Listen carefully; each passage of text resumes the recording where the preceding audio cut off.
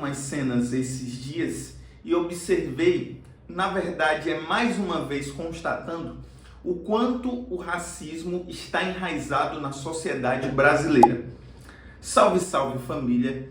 Mais uma vez aqui porque o Brasil não nos dá nem um minuto de sossego, não nos dá nem um segundo para a gente descansar um pouco, porque é tanta notícia ruim, é tanto absurdo, é tanta gente sendo escrota nesse país e no mundo de uma forma geral, que a gente não pode passar nem um dia sem ficar indignado. A última da vez, quero falar inclusive de dois casos e dois acontecimentos que acho e consideram que possuem uma relação direta. O primeiro deles é que no final de semana vi nas redes sociais, e vocês devem ter visto também, o caso de uma enfermeira que foi racista com uma trabalhadora. Isso não é novidade, vindo de setores que se consideram superiores na sociedade brasileira.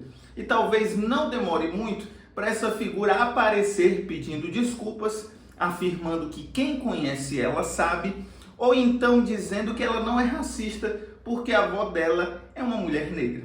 E o outro caso é um caso de uma dondoca que agride um motorista de aplicativo, também um homem negro, porque ele se recusou a entrar dentro do condomínio. Ora, como se fosse a obrigação dele entrar dentro de um condomínio. O que esses dois casos possuem relação? O primeiro aspecto que queria falar com vocês é sobre como a escravidão no contexto social brasileiro, os mais de 3 séculos de regime de trabalho escravocrata contra pessoas negras sequestradas do continente africano, constituiu um ethos social brasileiro, de considerar que pessoas negras devam ou devem ficar, têm que ficar em condições de subalternidade, em condições de inferioridade do ponto de vista das hierarquias sociais. E isso, no contexto social brasileiro, constitui-se. A gente pode observar, inclusive, que os trabalhadores que estão em situação de maior vulnerabilidade, as pessoas que sofrem mais com a violência policial, as pessoas que inclusive sofrem casos de abusos como esses em seus ambientes de trabalho, em sua grande maioria são pessoas negras. Ou seja, constituiu-se um ethos. E esses dois casos mostram necessariamente isso. Queria citar aqui, inclusive, um autor que nos traz à tona muito esta discussão, o pensador piauiense Clóvis Moura, que diz o seguinte, que o Brasil tem 2 elementos que constituem suas relações sociais.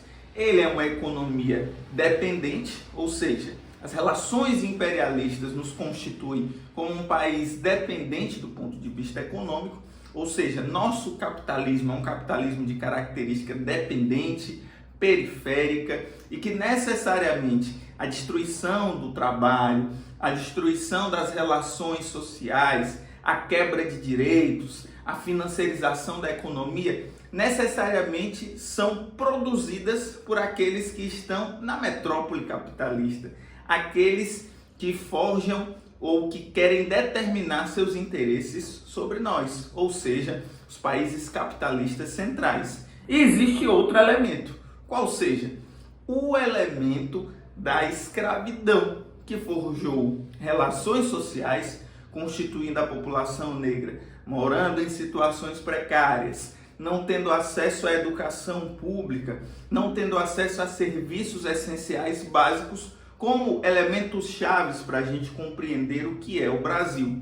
E estas cenas que vimos nesta semana nada mais são que a demonstração disso, que a escravidão constituiu um ethos, uma consciência, uma cultura de tentar nos colocar em uma condição de inferioridade, mas também nos constituiu de uma forma econômica e social. E como é que isso se dá, digamos assim?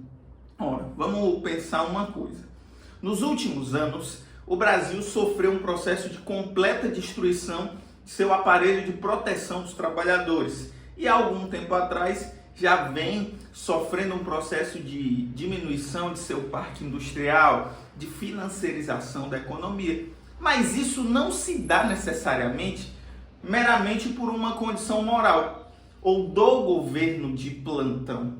Na verdade, são determinações dos interesses estrangeiros sobre o Brasil.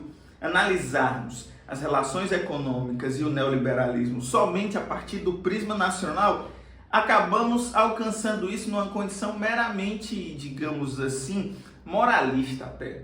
Ou seja, as determinações do imperialismo, da metrópole capitalista, dos países capitalistas centrais, é que constituem isso que nós estamos vivendo hoje no Brasil, uma completa destruição dos direitos, da proteção estatal. E se para a população negra esse conjunto de direitos já se dava de forma precária, a gente pode observar então que a radicalização desse projeto neoliberal de destruição dos direitos afetou majoritariamente e afeta cotidianamente a população negra. Ou seja, tem relação direta. Para a gente terminar, aquela mulher que agrediu um motorista de Uber talvez não estaria naquela condição, ou aquele homem negro não sofreria isso se ele estivesse em um trabalho que o protegesse, que desse a ele dignidade, com uma jornada de trabalho digna e um salário que ele pudesse satisfazer suas necessidades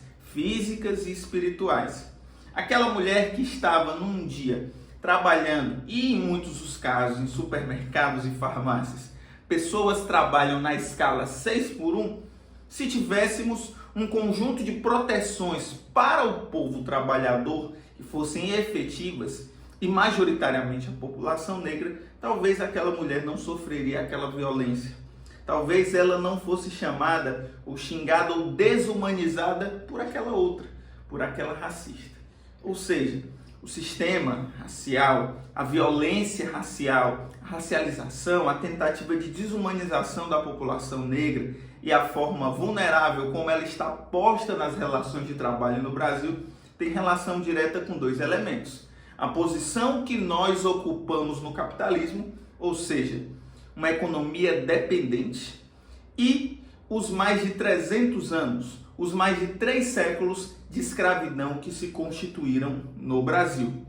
Se você gostou desse vídeo, não esquece de deixar o seu like, compartilhar esse conteúdo com o máximo de pessoas que você puder.